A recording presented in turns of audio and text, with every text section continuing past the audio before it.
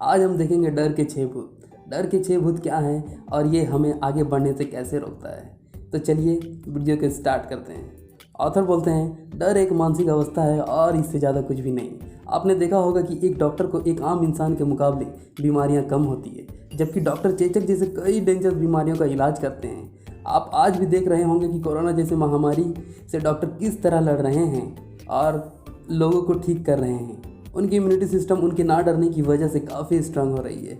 इसका मतलब ये भी नहीं है कि आप बिना सावधानी के रहें। आप अपनी ओर से सावधान रहें मगर डरे नहीं। डर के 6 भूत। नंबर 1, गरीबी का डर। ऑथर बोलते हैं गरीबी का डर मन की एक अवस्था के अलावा और कुछ भी नहीं है, बट ये किसी भी अचीवमेंट को पाने की संभावना को नष्ट कर देता है। ये सेल्फ कॉन्फिडेंस को घटाता है, एनर्जी लेवल को कम कर देता है, विल पावर को कम करता है एंड हमारे थॉट प्रोसेस को छोटा कर देता है। कोई भी चीज़ इंसान को इतना दुख और अपमान नहीं देता है जितना कि गरीबी। केवल गरीबी का अनुभव कर चुके लोग ही इस बात को समझ सकते हैं। नंबर 2, आलोचना यानी क्रिटिसिज्म का डर। लोग किसी भी काम को करने के लिए दूसरे लोगों के बारे में सोचते हैं और अपना टाइम बर्बाद करते हैं। लोग क्या कहेंगे, मेरे लिए तो वो काम नहीं है, मैं ज़्यादा पढ़ा लिखा हूँ, मैं ये छोटा काम नहीं कर सकता, मैं बेच नहीं सकता, एट्सेट्रा एट्सेट्रा। चाहे आप कुछ भी काम कर लें, जिन्हें क्रिटिसिज्म करने की आदत है वे करते ही रहेंगे। आपने एक गाना सुना होगा, लोगों का काम है कहना, है ना। चलिए हम इसे एक कहानी के जरिए और डीपली समझते हैं। एक गधा होता है, एक लड़का होता है और लड़के के फादर होते हैं। तीनों पैदल चलकर कहीं जा रहे होते हैं तो लोग बोलते हैं देखो कितना पागल आदमी है, गधा होते हुए भी पैदल चल रहा है। दूसरे दिन वो लड़का गधे पर बैठकर जा रहा था तो फिर लोग बोलने लगे कितना बिगड़ा लड़का है, खुद गधे के ऊपर बैठकर जा रहा है और अपने फादर को पैदल चला रहा है। तीसरे दिन दोनों सन और फादर गधे के ऊपर बैठकर जाने लगते हैं।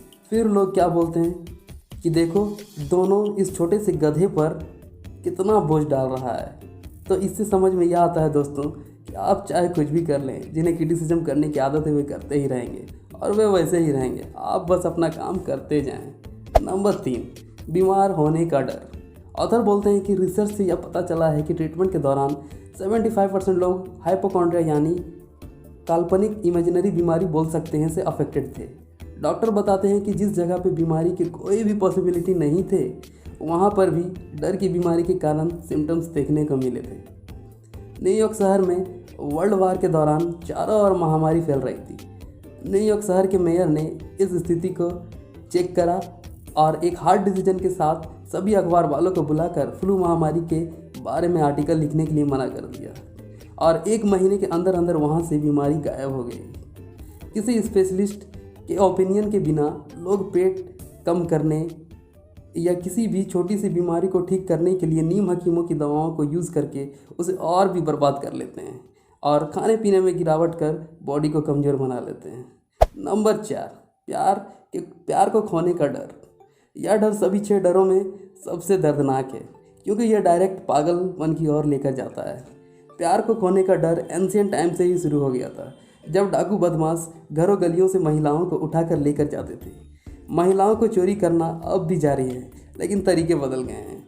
अब ताकत के अलावा सुंदर कपड़े, मोटर कारों का वादा और दूसरे तरीकों को शारीरिक बल से जो अधिक इफेक्टिव है का उपयोग करते हैं। इंसानों की आदत अब भी वैसी ही है जैसे आरंभ में सभ्यता की थी, लेकिन इसे अब अलग तरीके से किया जाता है। किसी आधार के बिना पत्नी या पति पर बेवफाई का आरोप लगाना, हर किसी पर सामान्य संदेह करना, किसी में भी पूर्ण विश्वास ना होना, एट्सेट्रा एट्सेट्रा सभी प्यार के खोने का डर के लक्षण हैं। नंबर 5, बुढ़ापे का डर। बुढ़ापा लोगों में एक सोच है, एक इल्यूजन है जो उसे गरीबी की ओर लेकर जाता है। वो बोलता है मेरी एज ज़्यादा हो गई है, मैं ये काम नहीं कर सकता, मैं अब ये डिज़र्व नहीं करता और अब मुझसे ये काम नहीं होगा, जो उसे गरीबी की ओर लेकर जाता है और वो किसी कंफर्टेबल काम को चुनकर सारी ज़िंदगी रोते रहता है। लोगों के सबकॉन्शियस माइंड में ये बात पूरी तरह हावी है कि बुढ़ापा यानी बीमारी, ख़राब हेल्थ, इस डर की वजह से बीमारी उन पर हावी हो जाती है। नंबर 6, मौत का डर। एक धार्मिक नेता चिल्लाता है कि मेरे तंबू में आ जाओ, मेरे धार्मिक सिद्धांत को स्वीकार कर लो और मैं तुम्हें एक टिकट दूंगा जो तुम्हें स्वर्ग में प्रवेश करा देगा। फिर बोलता है यदि तुम मेरे तंबू से बाहर रहे तो शैतान तुम्हें ले जाएगा और अनंत काल तक यानी इन्फिनिटिव समय तक आग में जलाएगा। इन्फिनिटिव टाइम एक लॉन्ग टाइम है और आग एक भयानक बात है। इन दोनों का डर न केवल मौत का कारण बनता है जबकि ये इंसानों के तर्क शक्ति को खो देता है। ये जीवन के डिज़ायर को ख़त्म कर देता है और खुशी इम्पॉसिबल कर देता है। सच तो ये है कि कोई भी आदमी ये नहीं जानता है और किसी आदमी ने कभी ये नहीं जाना है कि स्वर्ग या नरक किस तरह के होते हैं, और ना ही किसी को वास्तव में यह पता है कि दोनों जगह मौजूद भी हैं। साइंटिफिकली ये प्रूवन हो चुका है कि पूरी दुनिया दो चीज़ों से बनी है, ऊर्जा यानी एनर्जी, पदार्थ यानी सब्सटेंस। आपने फिजिक्स में ये पढ़ा होगा कि ऊर्जा और पदार्थ ना तो बनाई जा सकती है और ना ही मिटाई जा सकती है, केवल इसे एक दूसरे में तब्दील किया जा सकता है। यदि लाइफ कुछ है तो एनर्जी है, यानी लाइफ को ख़त्म नहीं किया जा सकता, केवल इसे दूसरे में तब्दील किया जा सकता है। यदि मौत ऊर्जा नहीं है तो परिवर्तन भी नहीं है, तो मौत के बाद कुछ भी नहीं आता सिवाय एक लंबी शांतिपूर्ण नींद के। तो आज के लिए बस इतना ही। आप देखें कि किस डर ने आपको रोक रखा है, उसे ख़त्म करिए और आगे बढ़िए। फिर मिलते हैं इसी तरह किसी अमेजिंग वीडियो के साथ। तब तक के लिए सुरक्षित रहें, खुश रहें और आगे बढ़ते रहें। Thanks for watching.